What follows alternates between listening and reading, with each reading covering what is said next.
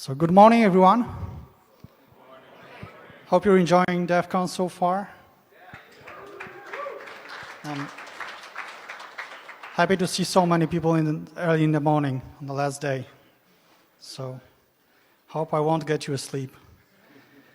Let's start with it. Okay, so a bit of introduction. I'm the head of the National Polish CERT, so that's Computer Security Incident Response Team. That's my job, but this research is not related to the job in any way. So just a disclaimer, that's my research, and not necessarily all opinions are shared by my employer. My background is a programmer, but that was a long time ago. I eventually got a degree in social psychology. That's not social engineering, that's related, but I don't think they give degrees in social engineering yet. And I have 15 years of experience in IT security. And I also love everything about flying and aviation. I almost became air traffic controller trainee at some moment. And I love to learn how systems work, how everything is going on in the background.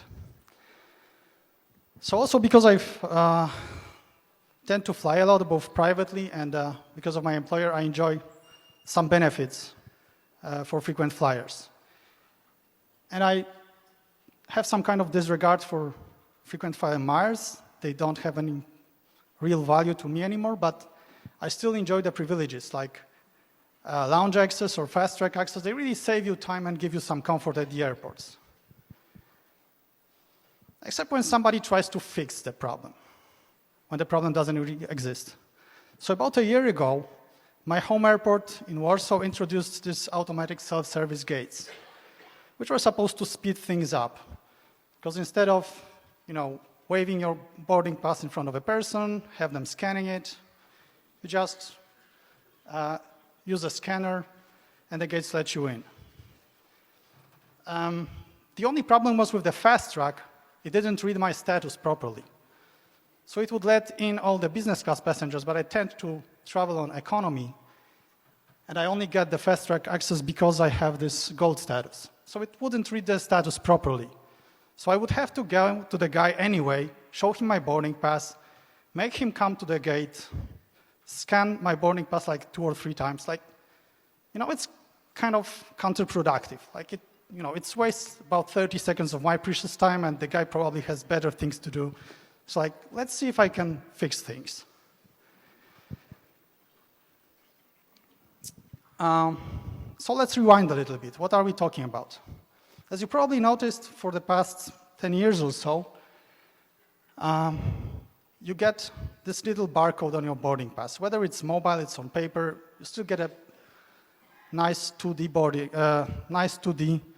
barcode on your boarding pass. And that was introduced in 2005 by IATA, which is International Air Traffic Association, if I get it properly, resolution number 792.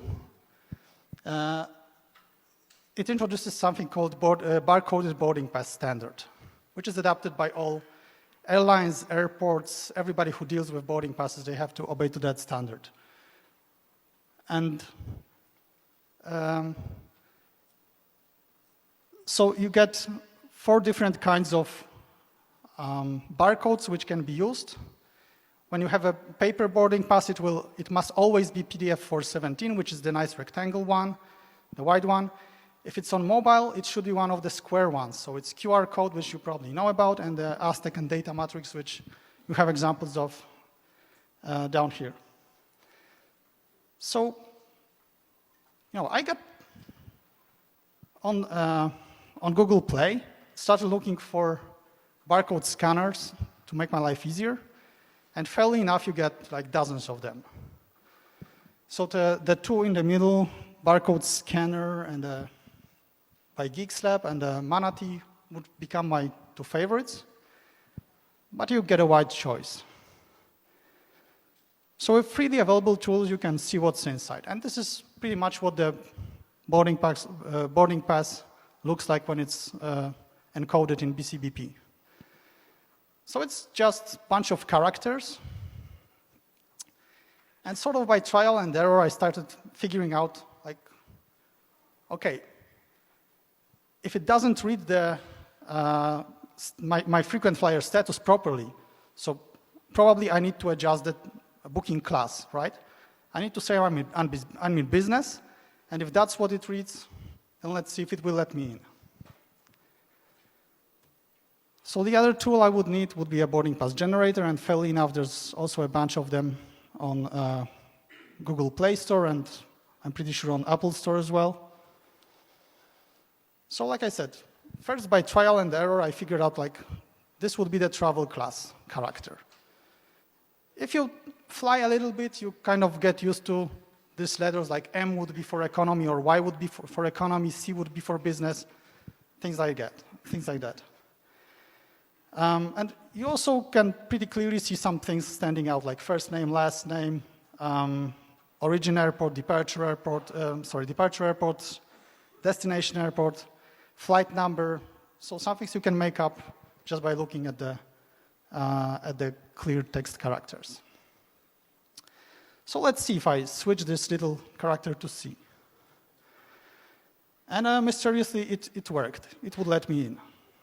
So fine, I saved 30 seconds of my time every time I traveled through the fast track. So it's free fast track for all travelers. Neat, but what else can we get? If this is not verified, what else is not verified? What else can I play with? And I started changing different things, like first name, last name. Yeah, fairly enough, lets you in. So then I was like, okay, so if there's one thing that can be verified easily, it's the booking code, right? Because that can be looked up in the reservation system.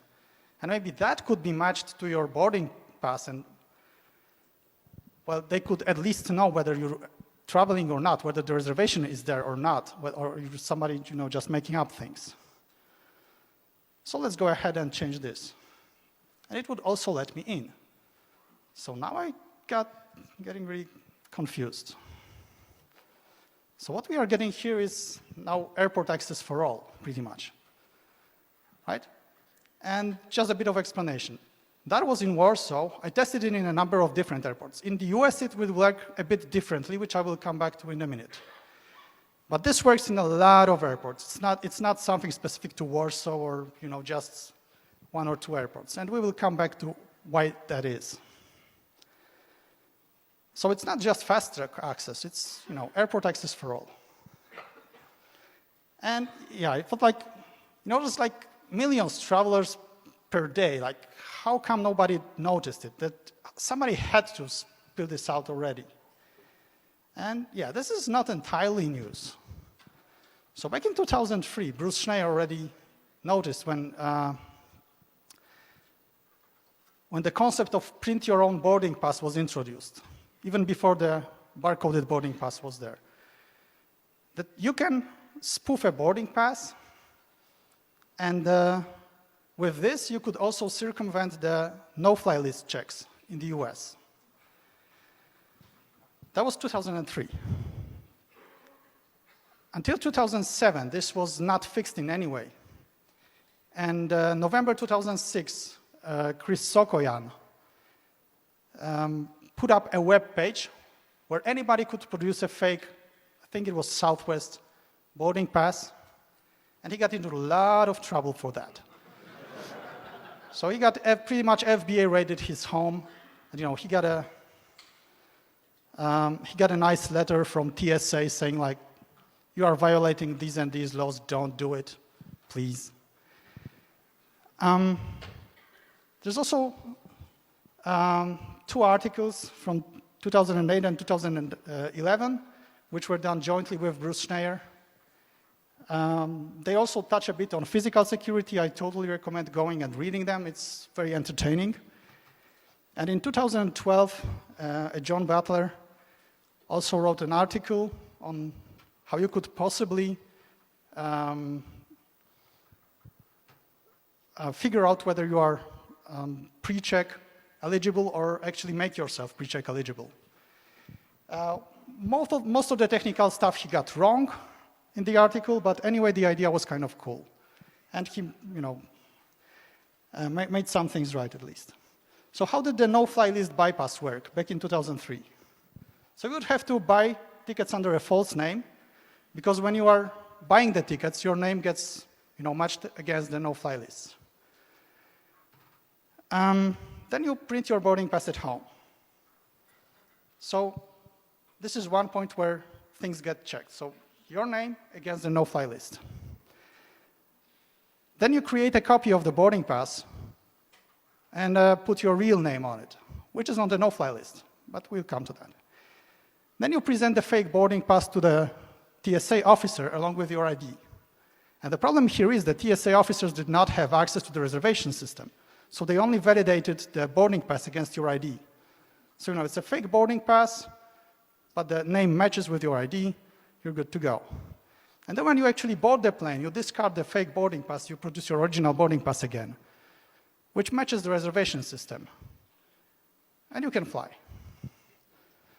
So that was in 2003. And like I said, it was the same thing described in 2006 and 2007. It got a bit improved since then, and we'll come to that. So this is the letter. I don't know if you can see it, but it's easy to Google it up. It's the letter that Mr. Sokoyan got for revealing this later and making up this fake boarding pass creator. So how does bypassing no-fly list work in 2016 Europe? So basically buy tickets under a false name, then you go to the airport and fly. So, not exactly an improvement.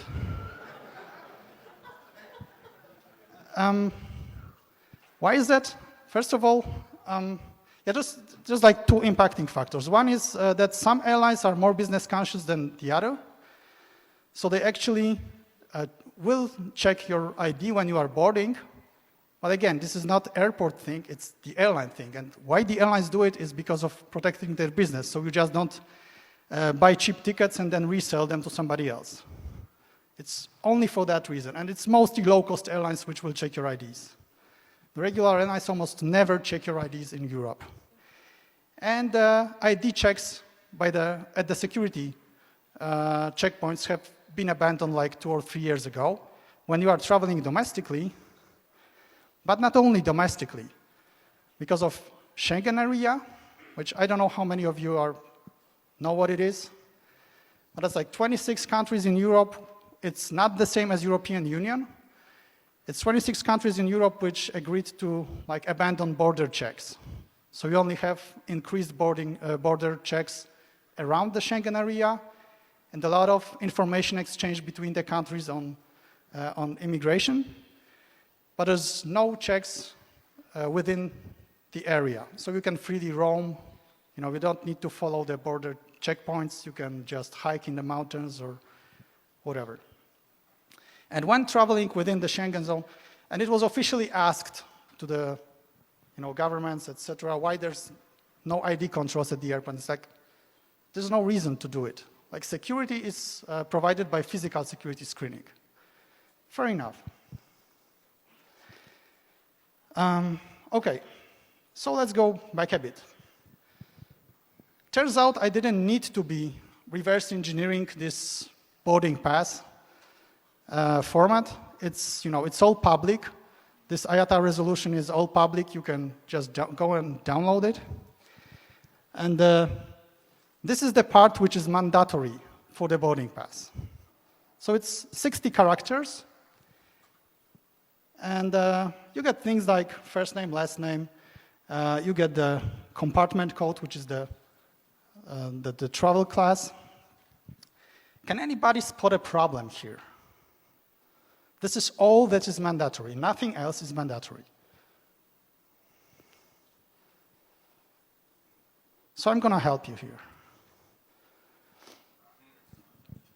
There's absolutely no integrity checks and no authentication provided. It's just 60 characters, and they're as good as you provide them. And just to be fair, this is the full specification, and there's a bunch of optional items. And one of them in the bottom is the security part, where you can provide something called they call a certificate, which is basically a digital signature for the boarding pass. So it can be included, but it's optional, and we will come back to that. So the other way to verify it, like I said, would be to look up the booking number in the reservation system. So let's see, where is this passenger data stored? Where could it be looked up? So basically it's stored in something called computer reservation systems, which store your data in the format of passenger name records, which include lots of data, including lots of private data, which is not only your first name and last name, address, email address, but also things like special requests, which means whether you need special assistance, like a wheelchair or something, whether you have special dietary requirements, which could tell you like whether you're Muslim or Jewish or things like that, and loyalty programs data, etc. And also, if you provided contacts for your precious ones in case of emergency, it would also end up there. So this is one of the problems. There's a lot of private information which is not allowed to be shared between different parties. The other problem is there's a lot of computer reservation systems out there. It's not like there's a single reservation system for all. So it's not to just go and look up the data by the PNR code, and you will pull out whatever you need. You need to know where to look for it. And there are a number of global distribution systems, which are like huge CRSs used by multiple airlines. Most famous ones are like Sabre and Amadeus and Galileo and WorldSpan. But there's also a lot of proprietary ones, which are used by small airlines. They don't pay the fees to big systems. They just run their own. And as long as it works for them, it's fine. Basically, the only place where you need to look up this information is where you check, when you buy your tickets, when you check in, and when you're boarding the plane. So normally, airports don't have access to this data. Also, to make things more confusing and complicated, when you make single reservation, it may end up with bits of information scattered around different reservation systems. So when I made the reservation for my flight here, I had a couple of flights code shared with Polish Airlines. That the reservation was with United, which is using a different reservation system than a lot of Polish airlines. So at least 2 reservation systems would be involved. And if I was making that reservation through a travel agency, which is using a third reservation system, that would be at least 3 PNRs in 3 reservation systems. And that's kind of confusing. And data access is not only limited across different reservation systems, but not everybody, like I said, because of privacy reasons, has access to the same pieces of information in the system. And yeah, notice of advice. The barcode will usually have more information that is just in clear print. And if you use that information, you can access the reservation, you can access a lot of this private data online, and you can even make some changes like canceling tickets or modifying your itinerary. So just don't post anything without making sure it's anonymized or blurred or something. And yeah, this is one of the examples, which is kind of ridiculous because, like I said, everybody can go. If you know which CSR system is used by the airline, everybody can go to the website. If you have this PNR locator, which is also known as booking code or reference reservation number, you put it in, and then you put the passenger's name in, and you get most of this data. At least you can see whether the reservation is there or not, but airports are not allowed to do so. And from the reservation system, the data is then moved into a couple of other systems. One of them would be departure control system, which is basically the system which is used after you check in to make sure that only the checked-in passengers get on board. It also stores your seat assignments, baggage information, etc. There's also a thing called API, Advanced Passenger Information, not advanced passenger information, which is sent to border agencies of several dozens of countries which require that. So it will let them know who is coming to their country, and they can do some pre-screening and tell the airlines, like, this guy needs some additional security before he boards the plane.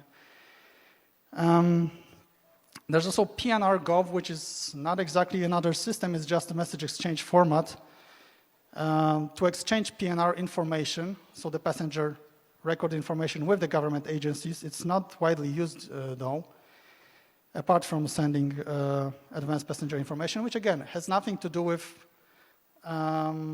looking at the information at the airports. It's just for the border agencies. And there is Secure Flight Program, which I will describe more in detail in a moment.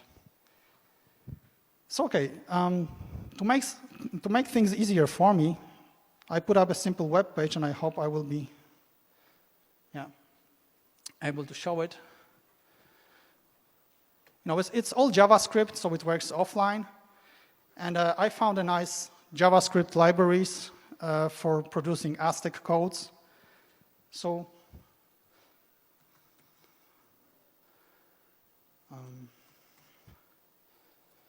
yeah, PNR doesn't matter, as I show you.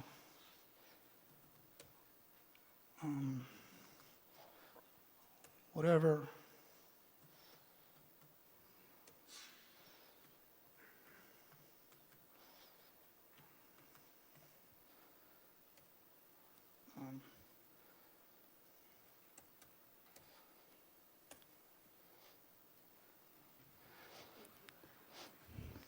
And there you go. And wait. And I forgot to tell you, the only thing that actually needs to work is the flight number and the date. So the flight number actually gets matched against the list of flights that depart from the airport. Yeah, also the departure airport needs to match the departure airport configured with the gate. And the date needs to match. It can be also the next day, because sometimes you enter the airport and your flight is early in the morning. So it can be either of the two.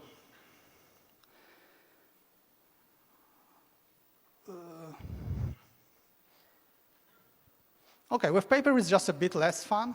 So like I said, these automatic gates help things enormously because you don't even have to deal with humans, right? You don't have to produce anything which is even remotely legitimately looking. It's just a barcode. But when you need a paper, it's no big deal. You just need to have this paper. So you need to edit the PDF probably, and I already have a couple of templates for the airlines I use. And by the way, Microsoft Word is a great PDF editing tool. Really, you can just open the PDF and it will convert it to a Word document, and you can do all the editing you need. And just remember that, anyway, although people tend to look at the paper, they will have to scan the the barcode anyway, so it should match the information that you have on the paper. So now let's get some fun, actually. Just getting to the airport is not much. So how about accessing lounges? So with contract lounges, there's basically, it's almost too easy, right? Because they have no way to access this private information, so they have no way to look up the passenger records. So, they will gladly buy whatever you present. Just a bit of advice, it needs to be based on the travel class. Because if you present the gold card, you will be asked for the physical gold card. Also, your data will be written down. And actually, even if you have the card, but for example, the status expired or something, they actually have a way to look it up online. So there is apparently a system when you can look up the status card status and if it's valid and so on. So a bit trickier it should be with the airline-operated lounges, right? Because they are the airlines, they have access to passenger data, so they should be able to verify the status. And there is at least one airline which attempts to do it. It's Scandinavian Airlines. They also have these lounges which are, they will let you in with automatic gates. So I thought, this is easy, and I travel through Copenhagen very often. So it gives you a lot of opportunities for trial and error. And then, they actually do, and at least seem to do, the checks on the reservation system. So whenever I tried to fiddle with booking class, it would, or my status, it would just bounce me with it would always bounce with the same message, like departure airport is not right, or something like that. So, a bit vague, but, after it did so 5 times, I figured, like, it must be just one message for, all kinds of errors. So anyway, they do some checking. Except, there's a lot of other airlines which, the passengers of which are also eligible to use the lounge. Like SAS is in Star Alliance. And there's about, 15 or 20 other airlines which are on Star Alliance. And when you are traveling on another carrier within the same alliance, and you are traveling on business, you can still get into the lounge. And guess what? Not all airlines use the same reservation system. So all you need is to find a flight which is departing, in a reasonable time frame, operated by another carrier, hopefully one that uses another reservation system, but it shouldn't be necessary, and produce a fake boarding pass for that carrier. And guess what? It worked. Right, so I just used Brussels Airlines, which uses totally different reservation system, and I put up information in a boarding pass from that, for that flight, and it let me in. Also, there's some airlines which don't do it properly. Specifically this one. It's the best airline in the world, according to many people, one in Istanbul, and it's operated by Turkish Airlines. And I thought, like, this is going to be hard, because it's really 99% flights are operated by Turkish from that airport on Star Alliance. So there are very few flights which are Star Alliance but not Turkish. So what am I going to do? Well, let's first try if they will let me in with, just a random Turkish flight data. So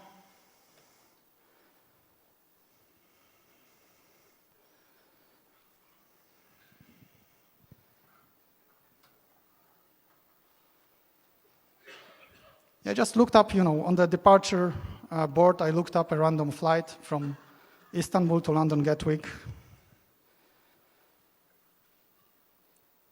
I like to use the name of Bartholomew Simpson.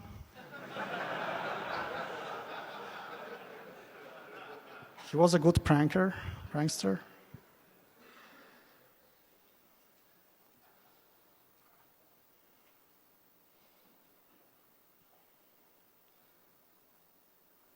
Yeah, the date needs to match.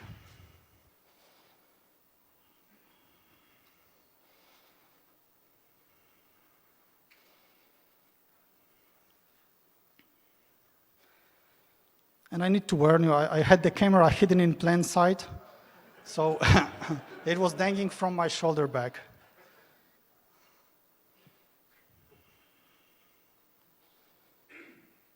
So this is the automatic gates. No need to talk to the dragon lady.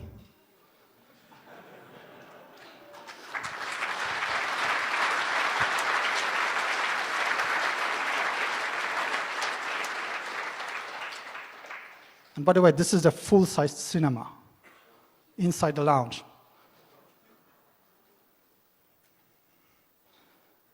Yeah. And yeah. You don't need to be traveling, like I said. You can do the same to enter the airport. You will still go through security screening, so they will take all your liquids, but no need to worry here. Right? And after Wired did an article on this, and they actually published this video. I got lots of requests, by the way. This one is from Israeli lawyer. Like, what's wrong with Israeli lawyers? Really, are they paid so bad that they can't afford lounge access? One other nice thing is you have duty-free shops at the airports, right? And again, you don't need to be traveling. And in many countries, it's not like in the US, so you don't get your sealed bag in the passenger seat, you just get it to go. And the eligibility for tax-free prices is determined on whether you are traveling inside the EU or outside the EU. So if it's inside EU, it's domestic prices, so including tax. And if you're traveling outside EU, you get this tax-free price. And here's the difference. So to convert it to you. It's 1 liter. I have no idea what it is in US, but it's about 25 shots. And 20, and then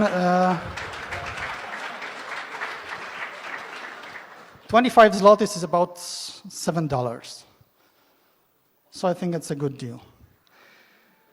So what do we get? It's airport access, so we can meet and greet your loved ones, do some sightseeing, fast track, free lunch and booze, duty-free shopping. Okay, let's get to some serious stuff, like how can it be prevented? And what is actually done to prevent it? So IATA has a nice section in, I think it's 80 pages or so document. They have this half a page section on fraud prevention, which nicely identifies the risks associated with boarding BCBP. Right? So it can be modified, it can be forged, it can be duplicated. And pretty much all the mitigation they came up with is check that the passenger is on the passenger name list and add a certificate. And like I said, by certificate, they really mean the digital signature. So let's see how the digital signature is doing. So it was introduced in 2009 by version 3 of the standard, and it's based on PKI. And one thing about PKI is it needs to be deployed properly, right? So you need to distribute the public keys, so it would have to be there, at every checkpoint. You would have to maintain the CRLs, etc., etc. And also, many airlines would still use version 1, which does not support digital signatures. So all the readers also need to support these old versions. And again, this field is optional, and this is quotation from the document, optional and to be used only when required by the local security administration, so it's not even encouraged. Like it's only to be used when it's required. The specific algorithm is determined by the authority, and this was enforced by TSA to US carriers, but not entirely. For example, when I was traveling here, I had my boarding card produced in Amsterdam, and it was printed neatly on United paper, but it had no digital signature. I will come to that. There's another thing which could be used, which is a standard called BCBP XML. This is for transporting data between checkpoints and the airline systems. So it's just it's just the data format, which is standardized by IATA. And it could be used to check the PNR data against the reservation systems with no private information getting transferred. So you just send whatever you scanned from PNR, and the airline would come up with the 0 or 1. So good to go or not good to go, possibly with an explanation if it's not good to go with the reason. The problem, again, is the complexity. Many airports are serving like more than 200 airlines, and they would have to connect to each of their reservation systems, right? And if they don't connect to 10 out of 200, you still have a way to produce a fake boarding pass, pretty much. If you don't cover 100%, you still get a loophole, right? So just the complexity of this solution probably is the reason why it doesn't really work, and I haven't seen it deployed anywhere. And there's also one thing that TSA seems to be doing right, at least starting from 2013. So Secure Flight is a program that they've implemented in 2009.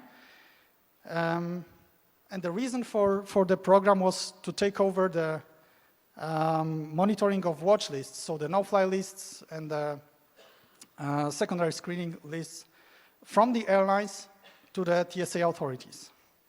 So instead of relying on airlines, they said like, no, we need this information, and we will do the verification. Like, also part of the Secure Flight is the TSA pre-check program, introduced in 2011. So you get this nice BCBP field specifically for this reason, which is called select the indicator, which tells you whether you are selected for the secondary screening or whether you're eligible for pre-check or whether you're just traveling as usual. And in 2013, TSA started networking their devices, the scanning devices, to pull passenger data from this secure flight. And it includes passengers' full name, gender, date of birth, screening status, reservation number, flight itinerary. So it can be verified if it's deployed at all the airports. I'm not sure about that. It can be verified at the screening checkpoint. And if it doesn't match exactly, they have like a nice list of suggestions, like this passenger's name is close enough. Maybe it's one of these. So technically, they have a way to do it now. Again, whether it's deployed properly and how many airports support it, I'm not sure. It just started in 2013. And generally, it's a correct way to do it, probably. And OK, why is DEF CON awesome? I thought I had my presentation, all fixed and done. And then on, I think it was Tuesday or Wednesday, I get contacted by Kyle Kosher saying like, hey, I saw your talk on the agenda, and here's something that I got from eBay, and maybe you want to play with that. And that something was this beauty.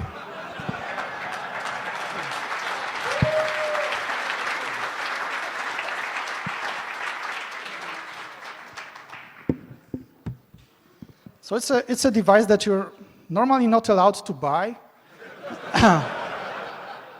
I think. So this information is from the public website, so you get this level of specification, but it would only be sold to like a limited number of parties. And this offer is no longer on eBay, unfortunately. It was, I think, $160, so not a big deal. So I had like 2 days to play with that, and I exchanged a couple of messages with Carl, and here's how it works. So you see the booting.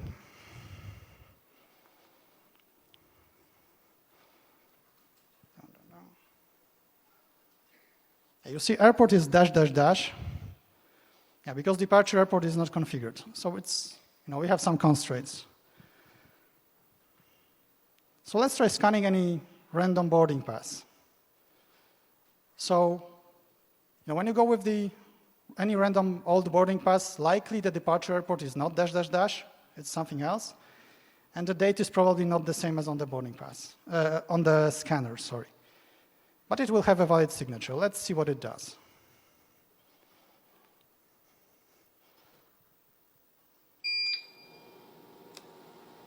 So it says, invalid departure location, refer to counter.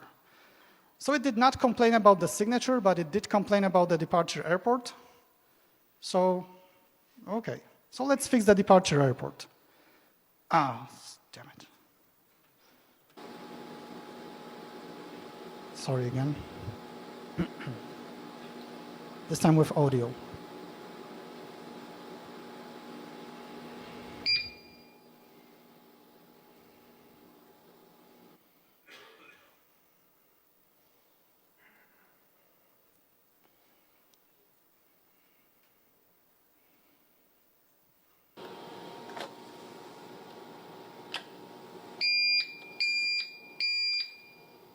So 3 beeps, not good to go, red light. But all it says is invalid departure location.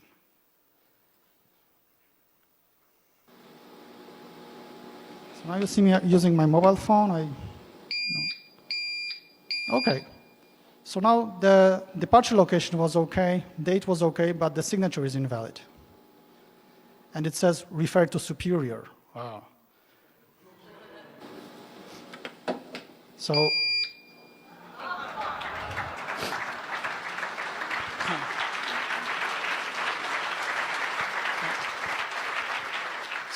I don't know if you noticed, but it actually said that the SIG is not there. So it should go through some manual checking. The problem I see here is it still gives you a green light and one beep. So depending, how vigilant, the TSA agent is and how much noise to ratio he has, a good chance missing this.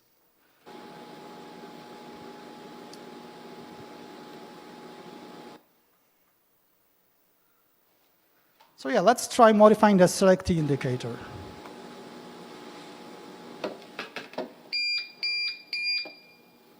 So 3 beeps, green light, and you see the LLL. So we are eligible for pre-check. Or if you fancy, you can actually go for secondary screening.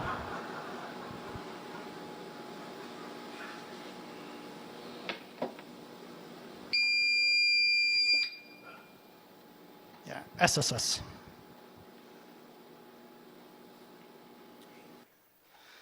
Okay, so airport access is confirmed, fast track is confirmed, free lunches booth is confirmed, duty-free shopping is confirmed. Pre-check, I'm not sure, right? But, nice idea to play with if you have balls. So now about responsible disclosure. I actually went out and I tried to talk about this problem to several authorities and airports and airlines because it's their problem eventually. And this is what came back. So first I contacted a lot of Polish airlines. They say like, no, we just issue boarding passes and it's the airport that verifies it. So I went to the airports, and in these 2 cases I was lucky because I actually had, known people on the management board, at the management board level, so I was able to talk to them in person. And airport authority said like, yeah, it's a known issue, but it's not really a problem. We're following all the guidelines and laws, that's fine. Then the Civil Aviation Authority, it took them 3 or 4 months to reply. They said, all they had to say was like, boarding pass forgery is a crime. Don't do it. So like, okay, according to my lawyer, well, not exactly my lawyer, but a lawyer I know, is if you want to have a legitimate document, you need to have a way to verify it. It's not a document if you cannot verify it, if it doesn't bear any signature at all. And they said like, no, it's not the exact wording they use, but it was pretty much the message, right? And this is also what I got from Turkish Airlines and SAS. So